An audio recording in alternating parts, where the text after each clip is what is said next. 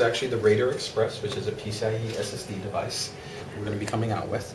This has actually been in development for about 11 months now at this time frame. And we're not going into any specifics, so we're not going to tell you as far as performance, chipset information, what our software might or might not do or anything along those lines. The main thing that we really want first and foremost people to be knowledgeable about is the extensive compatibility and the validation testing that we've done.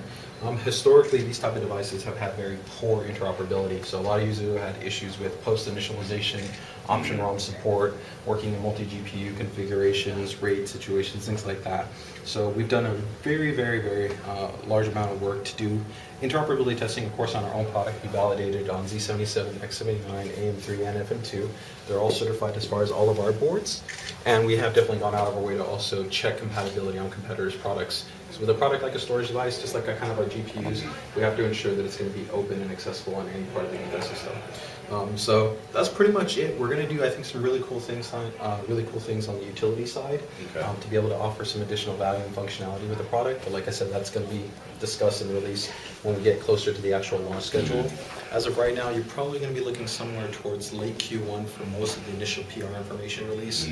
It's going to give you information as far as what are going to be capacities, relative price points, any of the kind of the nitty and gritty on it. But right now, we just want to at least people know that, hey, this is a new product that's going to be coming out, and we're not going into all the specific details right now, but it's not something that we just pull out of our hat. We have extensively really been working on the in-house development research, so we have a dedicated team and the ROG that's handling all the development as far as compatibility, firmware validation, and everything to kind of go along with it. So this is it's a big project for us, so I think it's going to be pretty cool as far as when it finally hits the market. I think a lot of enthusiasts are really interested in high-performance PCI Express-based solutions. You know, we're right now really respectful. We love all of our partners that right now work with some memory and storage, so we're not necessarily interested in looking at your standard SSD or mechanical-based avenues. This is just something historically with ROG.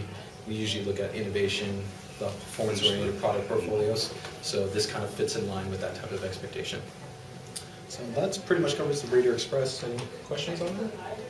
Well, as you said, you're not going to really give much detail on what storage capacities, etc. That's awesome. I'm sorry for that. Yeah, that's, No, it's okay. Don't worry, it's part of our job. You're not saying it very perfectly. It looks very soon. looks like the Thunderbolt. And the last item here is Aries 2, so this is going to be our new flagship series graphics card. The biggest difference you're going to see is that it's not a triple slot, but it's only a 2-slot based solution. And that's because we're using an entirely custom, what's called hybrid system.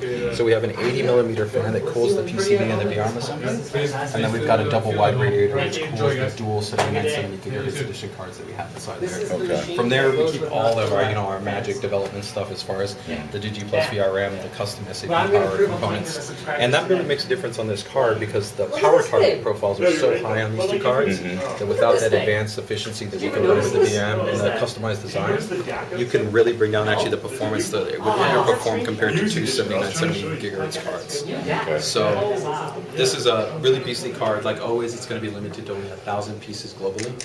I have a laser etched serial number that's going to be on there. It's going to be included in its own custom collector's edition case. As far as pricing and availability is going to be very soon.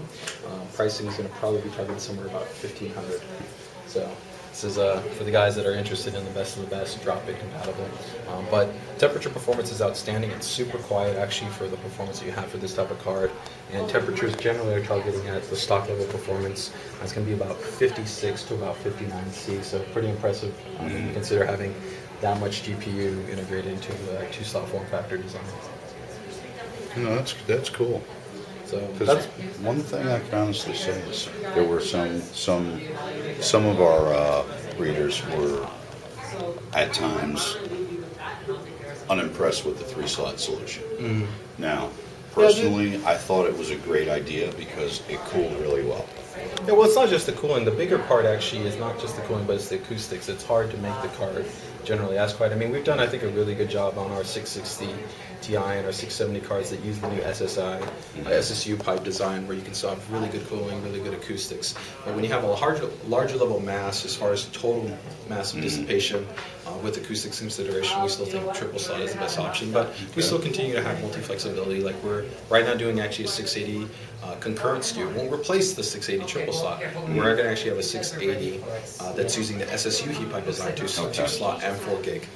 Okay. So, you know, we pay attention, but we, overall, when we monitor our end user feedback, we have more people that like the triple slot than people that are opposed to the triple slot.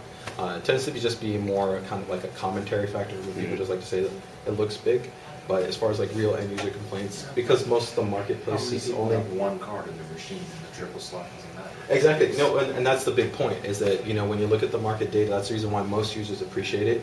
90% plus of the market is using only one GPU. So to them, they go, it runs so quiet, so cool, I'm really happy with it. It doesn't matter whether it takes up an extra slot. Exactly. And we still go from the fact that the people that do want multi-GPU configuration, we have a huge amount of boards that have the flexibility that you can still have dual slot spacing even with 2 triple slot cards. So, you know, for the people that even want that flexibility to do that, it's not like you're stuck out in the middle of nowhere. So that pretty much covers what I wanted to cover here. Nick's going to run you through most of the other stuff. You know, we've got a light update here on the mini-ITX side. I mean, we did an awesome job with the Z77 one. This is a very light update. This one's pretty much a replacement for our E35 or E45 baseboard. So this is the integrated E-series processor. So this one's based off the Trinity graphics core. It's also got an update from the previous generation where we upgraded it from single band Wi-Fi to dual band Wi-Fi. But otherwise, pretty much brings over all the same technologies that you're familiar with, like, you know, the Wi-Fi Go, UEFI support, the .cap support, and all the stuff that right now we've already been pushing on all our motherboard platforms. So it's a great little option for an everyday box or a multimedia or any platform. And then the last one is an update to the 990FX Sabertooth line. It won't be a replacement, it runs concurrently with it. So we already have the 990FX Sabertooth. This is the Gen 3 version. Okay. So not a lot of people are familiar that the current FX-based CPUs do support Gen 3 lane mapping. AMD wasn't necessarily fully releasing all that information, but our R&D guys have been able to unlock it, be able to incorporate it. But there's a lot of other things that we've gone ahead and incorporated in here. We have a more advanced heatsink assembly design. It's larger in mass. We have the ceramics-based technology. We added in our direct key feature, which we had from being FM2 baseboard. But as all the boards all got the update to the new boot setting option, reboot feature, you know, the direct key function isn't as kind of like a big thing, since every board now has the ability to reboot directly in the UEFI with just that nice little app. So this one is it's a great board though for people that are looking for, you know, even a little bit higher solution on the AMD side of the fence and looking for, you know, the best in terms of the cooling stability. And part of the messaging point, you know, I'm definitely going to keep talking to you guys about, and you guys have always been very respectful to, is that we're definitely still trying to release even more information about the time and effort that it takes us to produce the TUF series line, where it's not just the components, but it's the validation. So you can see here, this is the normal process for the TUF validation cycle, where we've taken over 20 boards. They're run consecutively for 20 days. We're actively loading and stressing CPU, memory, all the subsystems, and they all have to pass those integrity tests, because it's not, for us, it's not just the messaging of, you know, high quality components, but it's the entire experience and assured platform.